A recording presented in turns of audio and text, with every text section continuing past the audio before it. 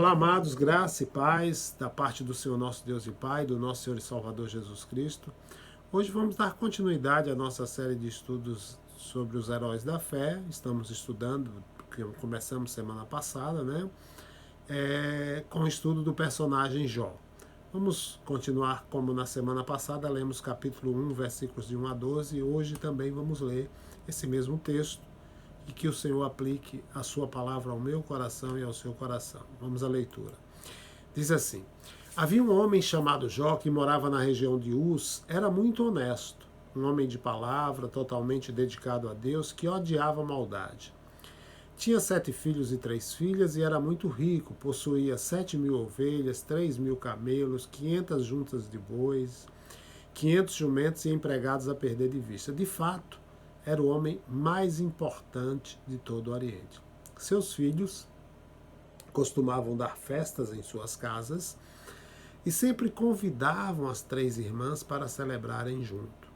Depois das festas, Jó se levantava bem cedo e entregava uma oferta de sacrifício em favor de cada um dos seus filhos, pois pensava: pode ser que um deles tenha pecado desprezando Deus em seu coração.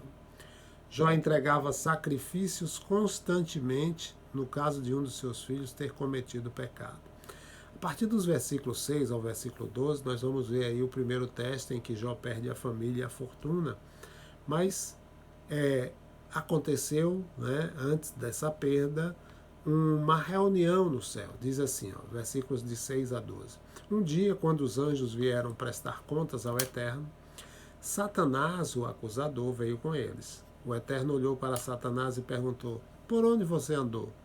Satanás respondeu ao Eterno: andei por toda parte para ver como estavam as coisas na terra. O Eterno disse a Satanás: você notou meu servo Jó? Não há ninguém como ele, honesto e leal à sua palavra, totalmente consagrado a Deus e que odeia a maldade. Satanás retrucou: então o Senhor acha que Jó é assim por pura bondade de coração? Ora, ninguém é tão bom assim. O Senhor o mima como se fosse uma criança, cuida de tudo para que nada de mal aconteça a ele. Nem tampouco a sua família ou a sua riqueza, e ainda abençoa tudo o que ele faz. Desse modo, quem não seria fiel? Mas o que aconteceria se tirasse tudo o que ele tem? Com certeza, ele amaldiçoaria o Senhor abertamente, sem sombra de dúvida. Versículo 12. O Eterno respondeu: muito bem, então veremos. Vá em frente, faça o que quiser com tudo que ele tem, só não o machuque. Então Satanás saiu da presença do Eterno. Amém?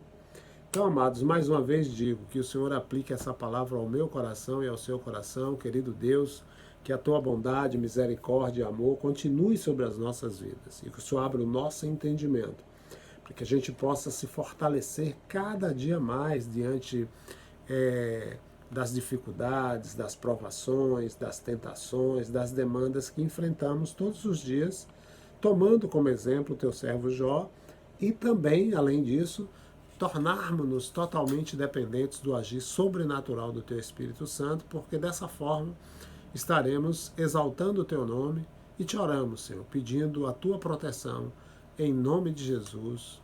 Amém. E graças a Deus. Que bom, né, amados? Então, meus amados irmãos, é tempo da gente entender esses dias de pandemia, e antes disso era, como depois disso será, né? É tempo da gente entender que a humanidade ela precisa, na realidade, de muitos modelos dignos de serem seguidos. Pessoas que sejam íntegras, pessoas cuja vida inspire outras vidas a buscar aperfeiçoamento, né? A ir além, a permanecer firmes. E essa é uma realidade perene. Eu fico triste. Agora há pouco, um pastor amigo me enviou 4 vídeos sobre um ministério aqui de Feira de Santana, onde a mentira está imperando e operando. Então, dentro desse contexto, a gente não está vendo aí uma fonte de inspiração para que outras vidas busquem, né, tirar como modelo. Só que a palavra de Deus ela tem muitos exemplos de grandes homens de Deus a serem imitados. E dentre estes temos também Jó, né, o personagem que tomamos como exemplo para os nossos dias, com vista que a gente entenda a nossa limitação, né, e o cuidado de Deus para conosco e o agir invisível do nosso inimigo. Certo é que, se desejarmos ser pessoas que inspiremos outras vidas, temos que depender do cuidado de Deus e aprender sobre o agir invisível do nosso inimigo, né? Então, que o Senhor nosso Deus nos conceda o privilégio de continuar desejoso de aprender mais da sua palavra e viver uma vida de plena obediência. Nós temos um inimigo invisível e Jó, a gente claramente sabe que ele não merecia passar pelos maus tratos que ele passou, ele andou em fidelidade para com Deus, com toda a convicção, em todos os anos de sua vida. E no momento em que se inicia a sua luta, que a Bíblia nos mostra de maneira clara, né? A Bíblia no versículo 3 do livro de Jó nos mostra que ele era o homem mais rico do Oriente. Então, acima de tudo que Jó tinha, Jó era um servo de Deus, que andava em humildade.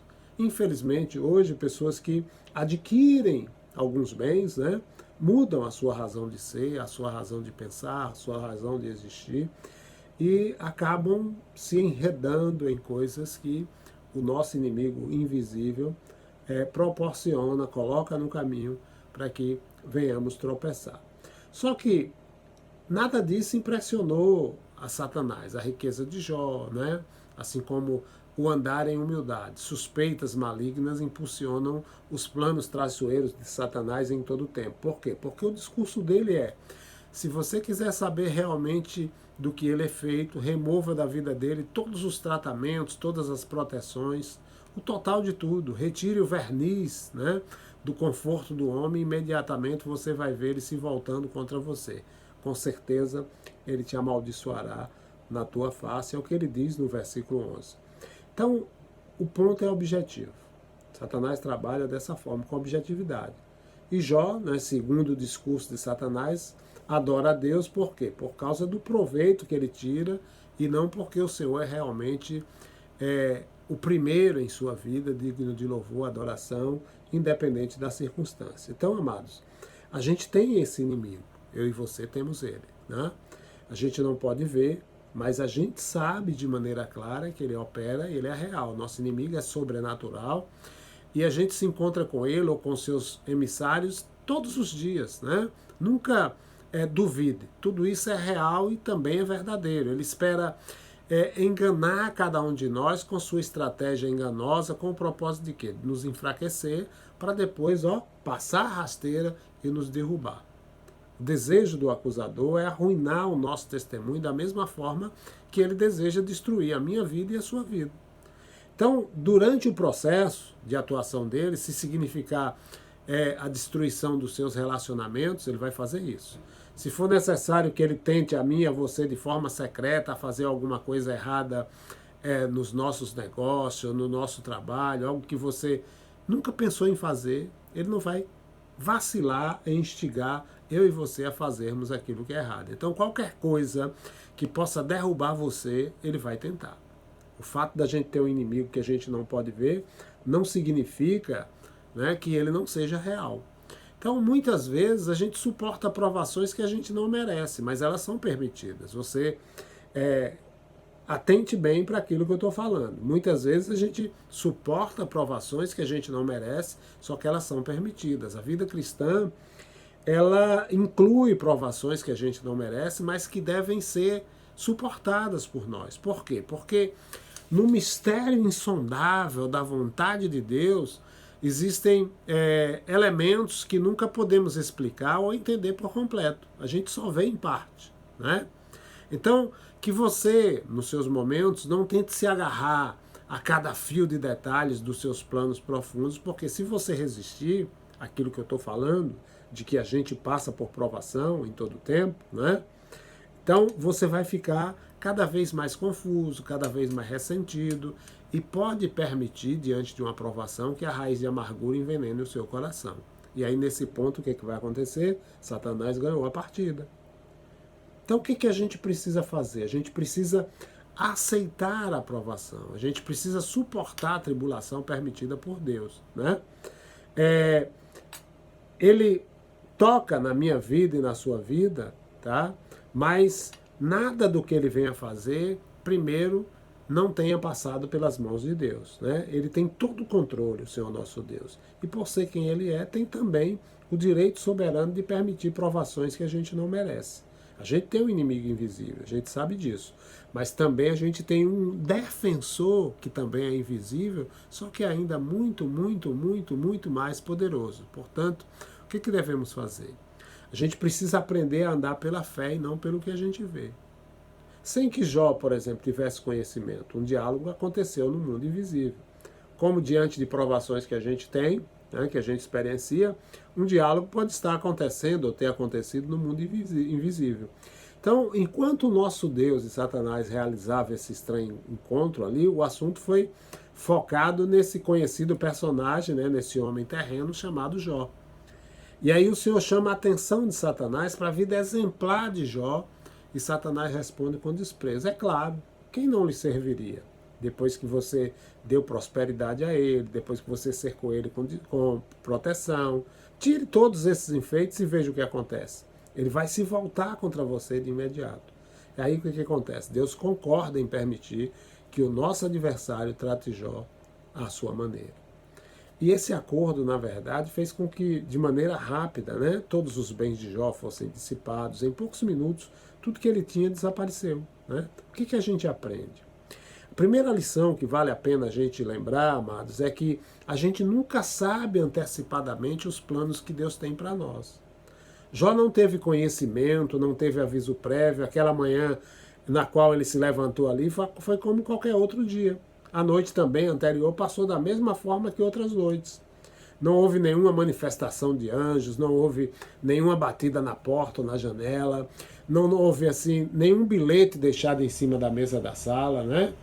Então, em uma calamidade após a outra, todos os prédios de propriedade de Jó desapareceram e o que restou foi somente entulho e corpos, né? Inclusive os corpos de seus filhos. E tudo, amados, aconteceu tão depressa, né, que a mente de Jó girou sem acreditar. E tudo aconteceu também de maneira violenta. O mundo de Jó mudou na mesma hora. Mas é importante a gente entender uma coisa. Mesmo diante de tudo isso, a palavra de Deus nos mostra que Jó não resmunga dizendo, isso é coisa do cão. Assim como também Jó não murmura, ou porque Deus não me protegeu. Né? Ele diz, Deus deu, Deus tirou. Bendito seja o nome do Senhor. Isso é importante a gente entender, meu amado, porque você e eu devemos aprender com isso. A gente nunca sabe o que o dia de amanhã vai trazer de bom ou de mal. O plano que nosso Pai Celestial tem, né? Ele se desdobra a cada dia sem que a gente perceba. O nosso andar é um andar pela fé e não pelo que a gente vê. É pela confiança e não pelo toque. Se apoiar com força deve ser a minha e a sua atividade. A gente não deve fugir. A gente deve enfrentar as dificuldades sabendo que Deus está no controle da nossa vida. Ninguém sabe, antes do tempo, o que o plano do nosso Deus e Pai inclui. Pode ser uma bênção esperada, assim como também pode ser uma prova, né, que vai nos colocar de joelhos.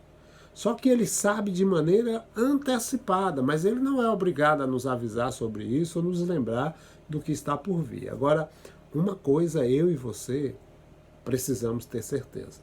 Nosso Deus, ele sempre, sempre, sempre sabe o que é melhor para a minha vida e para a sua vida. Portanto, é bom a gente entender a necessidade de continuar confiando no Senhor em todo o tempo e buscar esse aperfeiçoamento, independente das dificuldades, independente da tribulação, independente da provação, para que a gente, permanecendo firme, né, a gente sirva de exemplo para outras pessoas e venhamos ser imitados para glorificar e exaltar o nome do nosso Senhor e Salvador Jesus Cristo. Atentem para isso, ok? Essa é a palavra para esta noite. Próxima quinta-feira falaremos sobre outro tema, sobre os milagres de Jesus. Fiquem com Deus e que o Senhor, nosso Deus e Pai, continue sobre a minha vida, sobre a sua vida, sobre o meu lar, sobre o seu lar, de forma que, em todo o tempo, exaltemos a sua soberania sobre as nossas vidas. Fiquem com Deus.